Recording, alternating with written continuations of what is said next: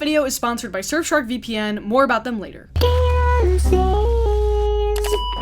So over the years, I found that there's been a lot of discussion about the rise, death, and subsequent rebirth or burgeoning rebirth of the romance and rom-com genres. These kinds of films, primarily geared toward women, were everywhere in the early 2000s. They sort of disappeared in the 2010s with the rise of the Marvel juggernaut. These types of films have made a comeback a little bit, although a lot of times they don't get theatrical releases. They often go straight to streaming, which is interesting considering that I frequently see discourse online about how actors want to be in more romantic comedies and lighter films, and a lot of fans are asking for these films to make a resurgence as well. And for the most part, I'm totally on board with that because I think it's good to have a wide range of stuff in theaters that appeals to different groups of moviegoers. It's how we get more people out to support movies. But I've noticed that nowadays when a rom-com or a straight-up romance gets picked up for some streaming service or whatever, whether it's a film or a TV series, it's usually not an original screenplay. It's typically adapted or based on something. And this sort of pocket of material that is getting picked up and adapted is getting a little more specific,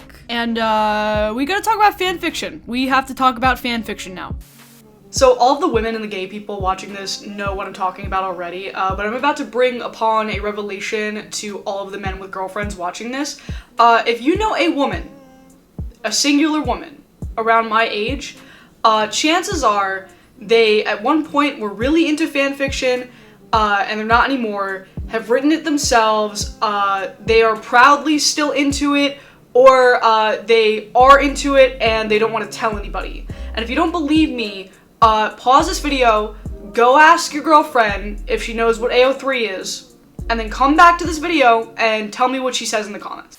Okay, so the big budget fanfic adaptation is not necessarily a new concept in modern day pop culture, but it's changed a little bit. Of course, the classic example that everyone consistently points to is the fact that the hit series 50 Shades of Grey by E.L. James started out as Twilight fanfiction. So if you don't know what that means, E.L. James originally wrote the story of 50 Shades of Grey with the classic Twilight characters Edward and Bella, and then somewhere down the line, she changed those characters into her own original characters, quote unquote, and that doesn't really change much of the story considering that the whole purpose of it is smut. You know, instead of reading about a vampire and his high school aged prey, you are reading about a tyrannical S&M billionaire and the poor man's Anne Hathaway. I mostly think this is fine.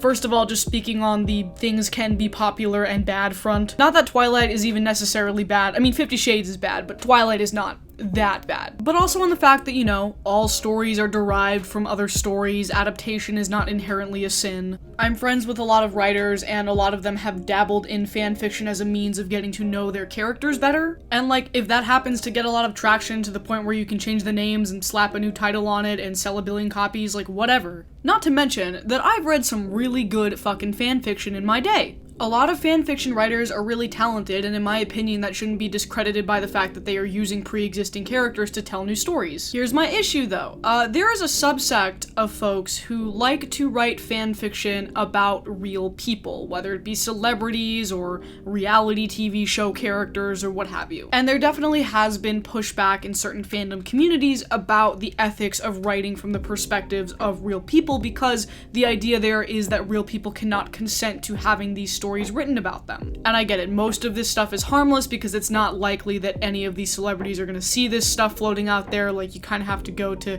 very niche corners of the internet to find what you're looking for in that way. So here's the main issue that I'm getting at here. Harry Styles, if you know him, popular, you know, singer right now, contemporary singer, former boy band member of One Direction, is a very popular figure in popular culture, and so he naturally has had a lot of fan fiction written about him over the years. Sometimes it is self-insert fan fiction where Harry is one protagonist and the other protagonist is a self-insert for the author. Other times it is Harry and another band member, you know, from One Direction, to the point where some of those band members have come out and said that said shipping and fantasy projection has made them rather uncomfortable. However, despite that, this kind of shipping and fan fiction centric universe concerning Harry has become very popular. And so when a lot of these very popular fanfic series get made into major movie or TV adaptations, they often result in a stand-in protagonist for like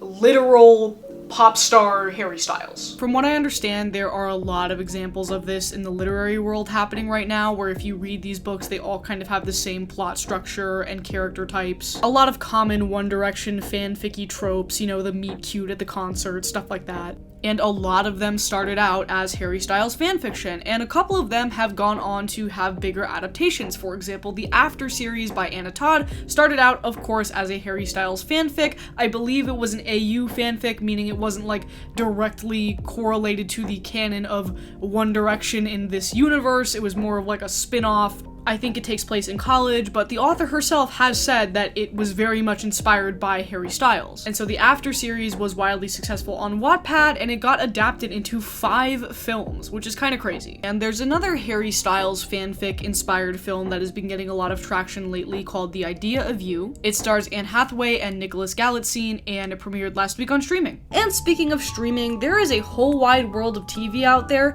that you might not even know about that you can access with the help of a virtual private network. And that's why I want to briefly talk about today's wonderful sponsor, Surfshark VPN. Surfshark VPN lets you virtually travel the world with the tap of a finger. It's come in handy for me recently because I've tried to keep up with all of the movies and TV shows for award season, and Surfshark allows me to get access to tons of streaming catalogs from a bunch of different countries, which makes it way easier to stay on top of it all. Surfshark also keeps you safe and private by covering up everything you do online. When your device connects to the internet, all that information is, in a way, blurred out or encrypted, and anyone who tries to snoop on you won't be able to see what you're doing or where you're doing it from. Not only that, but Surfshark also has some really handy security features available, including real-time breach alerts and antivirus scans. And I am partnering with Surfshark to offer an exclusive deal to my viewers. Enter my coupon code KaylaSays for an extra 3 months free, plus 83% off. Visit the link in the description down below to take advantage of this fantastic deal, and thank you so much to Surfshark VPN for sponsoring today's video. Now, I guess it's worth mentioning, in fairness to the author of the original novel, Robinne Lee, that she is now currently claiming that this book and movie adaptation is not based on Harry Styles fanfiction, although that contradicts previous claims that she has made. She claims that people have latched onto it and that it's a clickbait thing, but there are other, like I said, documented statements from her that prove otherwise. I guess what drew me to this is the fact that Anne Hathaway is starring in it. Like, Oscar winner, absolutely goated A-list actress Anne Hathaway is doing a Wattpad movie. And I'm not like shitting on her or anything. She's spoken openly about how she was really kind of attracted to this story when she first heard about it, and that's why she signed on to do the project. It's a very kind of personal story to her because it concerns the topic of like a woman's age and when is a woman too old to be doing something? When is she past her prime? You know, because of the way the Hollywood industry is structured, that's unfortunately a conversation that a lot of women of a certain age in the industry have to have. So Anne Hathaway's involvement in this project, plus kind of my cursory knowledge of like, you know, the Harry Styles concert fanfic movie, was enough to get me to check it out. I actually watched it on a plane this morning.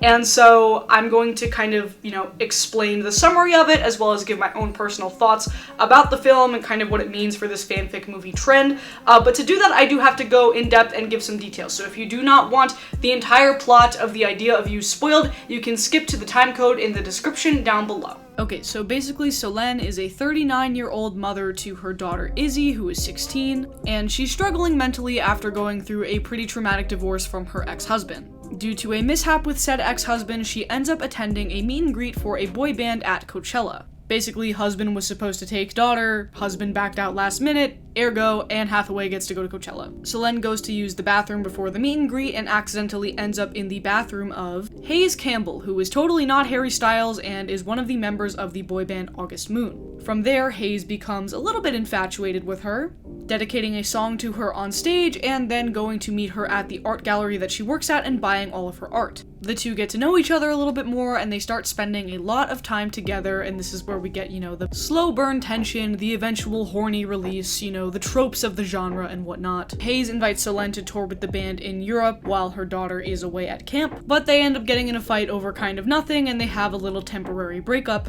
But of course, while the two were out gallivanting on their European adventure, the paparazzi gets wind of the situation and breaks the news on the internet that the two of them are dating. Hayes Campbell is in a relationship with with a much older woman. They try to make this work publicly for a while, but eventually it ends up being too much pressure for Solène's daughter Izzy. There's a lot of cyberbullying going on, Izzy's experiencing a lot of personal bullying in school over the whole situation, and so Solène makes the decision to break it off with Hayes, and Hayes essentially does the thing where he promises to wait for her, because in 5 years the idea is that Izzy will be old enough, she'll be in college, and she won't be on the other end of this relentless sort of bullying, and the whole thing will blow over, and Hayes will be a nobody because he will no longer be in fake One Direction, he'll be a solo artist, and, you know, it'll work out for them. The end of the movie cuts to 5 years later, where Solène is still running her art gallery, Izzy is in college, and as promised, Hayes Campbell comes back to the art gallery to see her, and they cut to kind of her emotional smile. We don't really know what happens after that, and that is the end of the film. From what I understand,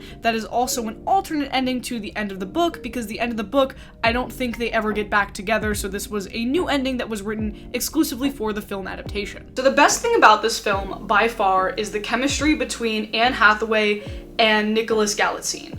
They are both great together, they are great separately. I think what happens with a lot of like these fanfic adaptations a lot of the time is that like the characters are kind of like a shell of what they would be, which makes sense because they are written to be like a shell of, you know, actual characters or in some cases real people. But the both of them do a really good job of like fleshing out what is there and making their on-screen romance actually believable, and the chemistry between one another really carries the film. Unfortunately, like, that is kind of all there is, because the rest of what they're working with here is very much a bare bones framework of a film. What I mean by that is, like, through and through, this is a fan fiction. This is possibly the tropiest fan fiction brought to screen that I could possibly think up or dream up. And so a lot of the actual plot is very predictable and a little boring at times, but in almost a refreshing way. And I think it speaks less to how this movie played out for me and more of like, okay, I kind of miss this genre. Like, I miss the cheese, I miss the corniness of what rom-coms and romance usually brings to the table. I also think that toward the end, they attempted to make some actually interesting commentary on internet culture and fandom and stan culture, which is an angle that I feel like is going to be explored in media a lot later on, but we're still kind of in the meta of it right now. Like, we're still so in it to the point where I don't think any real thoughtful or fruitful analysis has been pulled on the whole topic yet. But I was surprised at how this movie sort of almost goes there. They kind of do it very quickly in terms of like, you know, showing different TMZ style articles and comments from angry Twitter and Instagram and YouTube stans. They really go the extra mile in trying to show how these types of people can sort of gather together in a toxic community that feeds off of one another, and they try to dissect these people that they really don't know, and they feel like they can do it because on the other side of everything, it's celebrity, you know? It's not real people at the end of the day. But then there's almost this counterintuitive meta-narrative because this movie is about Harry Styles, and there are people who are gonna say it's not. They literally give Nicholas Galitzine a bunch of tattoos that look like Harry Styles tattoos. Like, it is dead on for the style of tattoos that he has. Even, you know, the solo songs he sings sounds like Harry solo stuff. All of the One Direction-esque boy band performances and music videos that are featured throughout the entire film, they are so dead on for, you know, early 2010, 2011 One Direction. It sounds like them, it looks like them so visually and so distinctly. And it's like, who am I to say that this movie makes some kind of solid commentary on what it's like to be famous and have strangers pick apart your entire existence over the internet when they don't really know you, when essentially that is what this movie is doing. And I almost feel bad for Harry Styles because I feel like he's gonna just have to consistently live in this hell where he is the protagonist of every single story in the mainstream romance and rom-com genre. Like, I literally think it's going to go on until another One Direction rises from the ashes like a phoenix. And I constantly feel like I'm in the minority here when I dare to choose to empathize with the life and times of the rich and famous, you know. Harry Styles is a multi-millionaire. He couldn't give a fuck what movies are made about him or what's based on him or what porn is made about him. But then there's part of me that thinks, like, what if he does? You know, on the off chance that he does know, and he is aware that this is how he is being perceived by fans of him and the Hollywood machine at large. Does that matter? Is it ethical to mythologize and sexualize someone's entire life in this way? I'm sure you guys will let me know in the comments down below.